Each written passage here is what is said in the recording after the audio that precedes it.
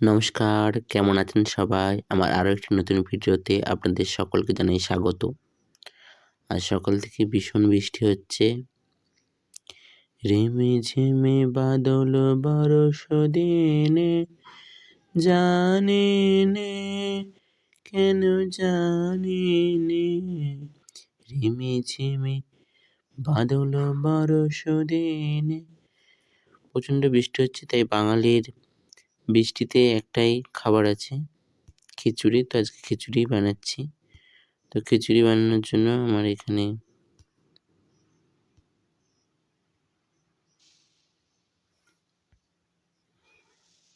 জল বসিয়ে দিলাম।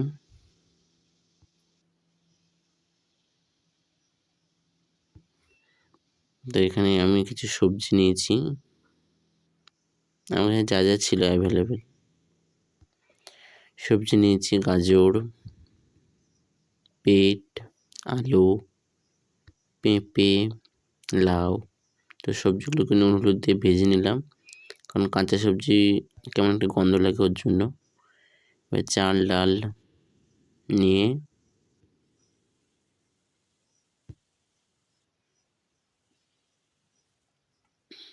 হাঁড়িতে জলটাকে দিয়ে ফুটতে দিয়েছিলাম একটু হলুদ নুন দিয়ে।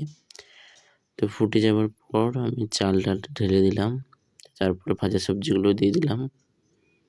তারপরে ছোলা ভেজানো ছিল, ছোলাটা দিয়ে দিলাম। ছোলার ডাল আমার কাছে ছিল না, সেই জন্য। আর দিয়ে দিলাম সয়াবিন।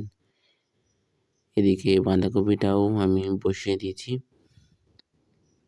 বাঁধাকপির একটা ভাজা ভাজা টাইপের হবে, একটু ভাপিয়ে নেবো। এখনকার দিনে বাঁধাকপি তো একদম ভালো না। এটা 10-15 মিনিট পর দেখছি হয়ে গেছে, অনেকটাই সেদ্ধ হয়ে গেছে। তো গ্যাসটা বন্ধ করে একটু রেস্ট করতে দিলাম। এদিকে আমি বাঁধাকপিটা বানিয়ে নেব, তার জন্য 5 ফোড়ন দিয়ে দিলাম।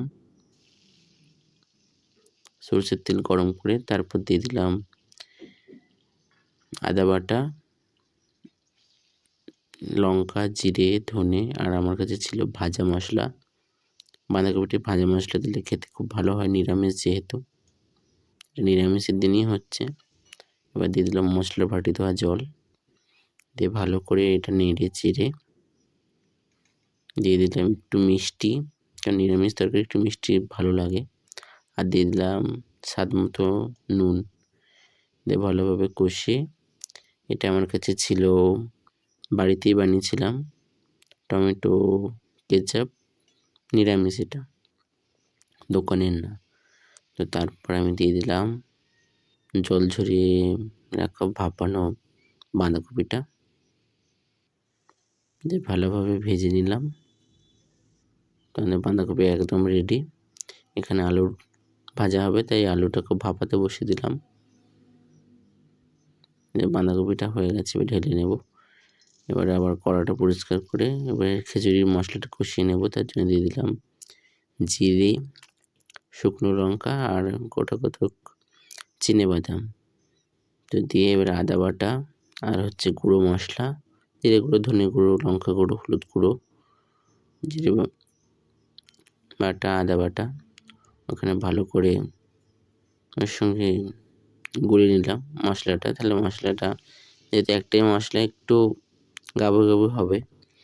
আর একটু জল দিয়ে মশলাটা কষালে মশলা লেগে যাবে না, আর ভালো করে কষানো যাবে। তো মশলাটা কষিয়ে নিলাম। এবারে দিয়ে দিলাম একটু কসুরি মেথি।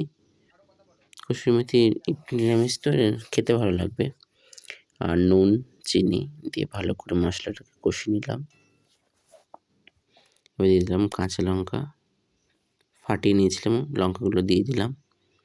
এবার দিয়ে দিলাম আবার একটু মশলার বাটি ধোয়া জল, দিয়ে ভালোভাবে যে তেল ছেড়ে দিয়েছি, আমার মশলা কষানো হয়ে গেছে। এবারে আমি এটা খিচুড়ি ঢেলে দিলাম। খিচুড়ির চালটা আগের থেকে সিদ্ধ হয়ে গেছিলো। তো মশলাটাতে ভালো করে কষিয়ে আমি আবার একটু গ্যাসটা জ্বেলে দিলাম। জ্বেলে দিয়ে তো আমি এবার একটু গরম মশলা দিয়ে এটাকে ঢাকা চাপা দিয়ে ওই 5 মিনিট একটু ফোটার মধ্যে অপেক্ষা করব, তাহলেই আমার খিচুড়ি একদম রেডি হয়ে যাবে। এদিকে পটল ভাজাটাও হয়ে গেছে, আর এদিকে আলুগুলোকে ভাপিয়ে আলুগুলোকেও ভাজতে বসিয়ে দিয়েছি, আলু ভাজাটাও হয়ে যাবে। এবারে গরম গরম পাঁপড় ভেজে নিচ্ছি। তাহলেই আমাদের মোটামুটি আজকে খিচুড়ি খাবার সব রকমই হয়ে যাবে। তো এই যে গরম গরম খিচুড়ি বেড়ে নেওয়া হয়েছে, উপরে একটু ঘি ছড়িয়ে দিয়েছি। পাঁপড় ভাজা, চাটনি, আলু ভাজা, পটল ভাজা আর বাঁধাকপির ভাজা, এই আজকে ছিল বৃষ্টিমুখর দিনে। আজ তাহলে এখানেই থাক, আবার দেখা হবে পরের একটি ভিডিওতে।